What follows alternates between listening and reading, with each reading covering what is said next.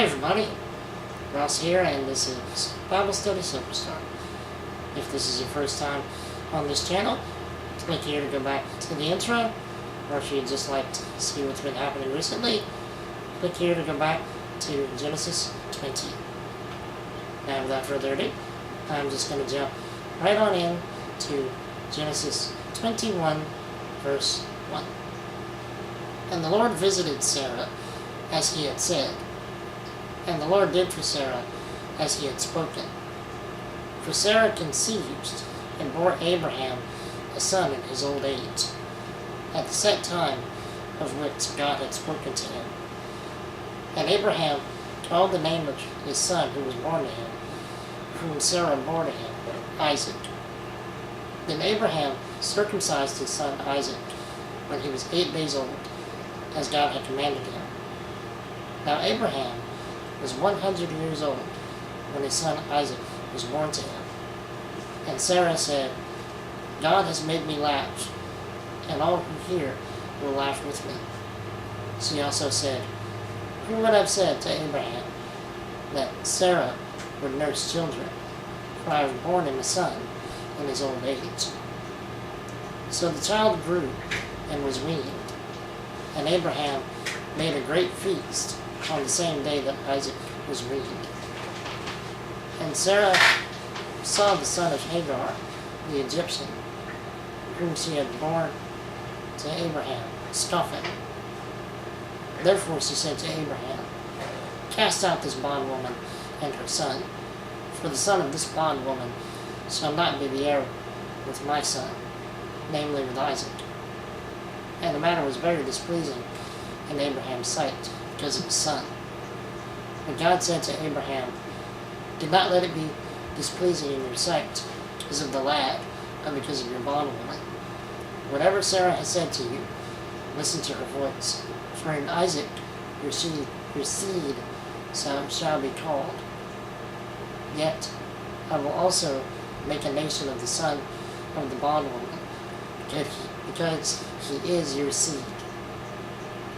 So Abraham rose early in the morning, and took bread and a skin of water, and putting it on her shoulder, he gave it and the boy to Hagar, and sent her away. Then she departed, and wandered in the wilderness of Beersheba, and the water of the skin was used up, and she placed the boy under one of the shrubs. Then she went and sat down across from him, at a distance of about a bow shot. For she said to herself, let me not see the death of the boy. So she sat opposite him, and lifted her voice, and wept. And God heard the voice of the lad. Then the angel of God called to Hagar out of heaven, and said to her, what ails you, Hagar? Fear not, for God has heard the voice of the lad where he is. Arise, lift up the lad, and hold him with your hand, for I will make him a great nation. Then God opened her eyes, and she saw a well of water, and she went and filled the skin with water, and gave the lad a drink. So God was with the lad, and he grew and dwelt in the wilderness, and became an archer. He dwelt in the wilderness of Paran, and his mother took a wife for him from the land of Egypt. And it came to pass at that time that Abimelech and Pichol, the commander of his army, spoke to Abraham, saying, God is with you in all that you do. Now therefore, swear to me by God that you will not deal falsely with me, with my offspring, or with my posterity, but that according to the kindness that I have done to you, you will do to me and to the land in which you have dwelt. And Abraham said, I will swear. Then Abraham rebuked Abimelech because of a well of water which Abimelech's servants had seized. And Abimelech said, I do not know who has done this thing. You did not tell me, nor had I heard of it until today. So Abraham took sheep and oxen and gave them to Abimelech, And the two of them made a covenant. And Abraham set 7 ewe lambs of the flock by themselves. Then Abimelech asked Abraham, "What is the meaning of these 7 ewe lambs which you have set by themselves?" And he said, "You will take these 7 ewe lambs from my hand, that they may be my witness that I have dug this well."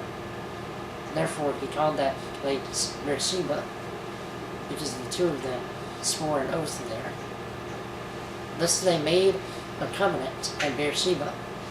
So Abimelech rose with Pichol, the commander of his army, and they returned to the land of the Philistines.